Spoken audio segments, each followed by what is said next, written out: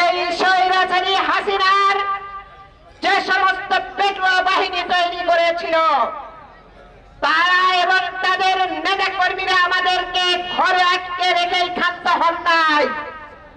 তারা মামলার পরে মামলা, হামলার পরে হামলা, নির্যাতনের পরে নির্যাতন করে এই বিএনপিকে তছনছ করে দিতে চেয়েছিল, বিএনপিকে ঘরে তুলে দিতে চেয়েছিল। আল্লাহ পাক রাহু মুক্ত করেছেন, তার জন্য আল্লাহর দরবারে আমরা লাখো কোটি শুকরিয়া আদায় করি। শত শত ছাত্র জনতা শহীদের রক্তের বিনিময়ে এ দেশ এবং দেশের মানুষ পুনরায় স্বাধীনতা ফিরে পেয়েছেন। আপনারা জানেন মহান স্বাধীনতার ঘোষক, বহুদলীয় গণতন্ত্রের প্রবক্তা এবং বিশ্ব বরেণ্য নেতা রাষ্ট্রনায়ক শহীদ প্রেসিডেন্ট জিয়াউর রহমান এদেশের মানুষের জন্য জাতীয়তাবাদী দল প্রতিষ্ঠা করেছিলেন। এই জাতীয়তাবাদী দলের এক নম্বর যে আমাদের 19 দফা কর্মসূচি ছিল তাতে ছিল বিসমিল্লাহির রহমানির রহিম। এই হিন্দুকালীন এবং এই অনাচার, এই স্বৈরাচারী সরকার, তার বুদ্ধিজীবীরা এই সংবিধান থেকে বিসমিল্লাহির রহমানির রহিম মুছে ফেলেছে। আগামী দিনগুলো আমরা যেভাবে গড়তে চাই সেই দায়িত্ব আজকে কাঁধে নিয়েছেন এদেশের বরেণ্য এবং মাননীয় তত্ত্বাবধায়ক সরকারের প্রধান ডক্টর ইউনূস। তাকে আমরা সহযোগিতা করতে চাই। তিনি দেশ পরিষ্কার পরিচ্ছন্নতায় নেমেছেন। আপনারা দেখতে পাচ্ছেন শেখ হাসিনা এদেশের প্রতিটা সেক্টরকে তছনছ করে রেখে গেছে। শেয়ার বাজার লুট করে ধ্বংস করেছে অর্থনৈতিক অবস্থা। পিলখানা বিডিআর হত্যায় 87 জন চৌখস অফিসারকে হত্যা করেছে, দেশের সার্বভৌমত্বের মেরুদণ্ড ভেঙে দিয়েছে।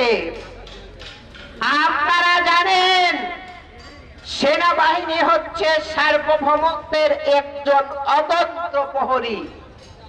তাকে সর্বপ্রথমে ধ্বংস করেছিল শেখ হাসিনা। এরপরে একতন্ত্রে করে দেশের সাংবাদিকদের গলা টিপে ধরেছে। সে কোন সাংবাদিককে স্বাধীনভাবে কথা বলতে দেয় নাই, পত্রিকায় লেখালেখি করতে দেয় নাই। ইভেন যারা এই কথা বলতে চেয়েছে তাদেরকে খুন করেছে। আপনারা জানেন সাগর রুনিকে হত্যা করেছে শুধুমাত্র তাদের বাক স্বাধীনতাকে তারা রুখে দিতে চেয়েছিল, সেটার প্রতিবাদ করায়।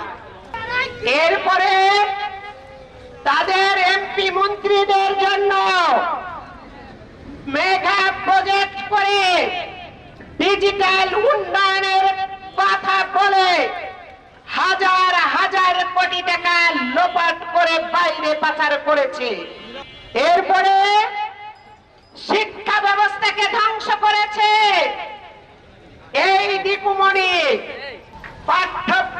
পাঠ্য পরিকল্পনা চেঞ্জ করে এই জাতিকে একটি মূর্খ জাতিতে পরিণত করতে চেয়েছিল। তাই আমি আপনাদের উদ্দেশ্যে বলতে চাই, আজকে দেখেন শেখ হাসিনার কি অবস্থা।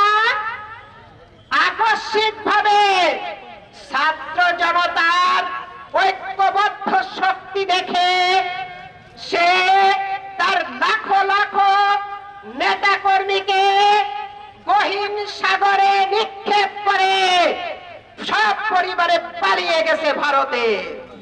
তাই আমি বলতে চাই, এই হাসিনা এদেশকে ভালোবাসেনি, এদেশ দেশের মানুষকে কখনো ভালোবাসেনি।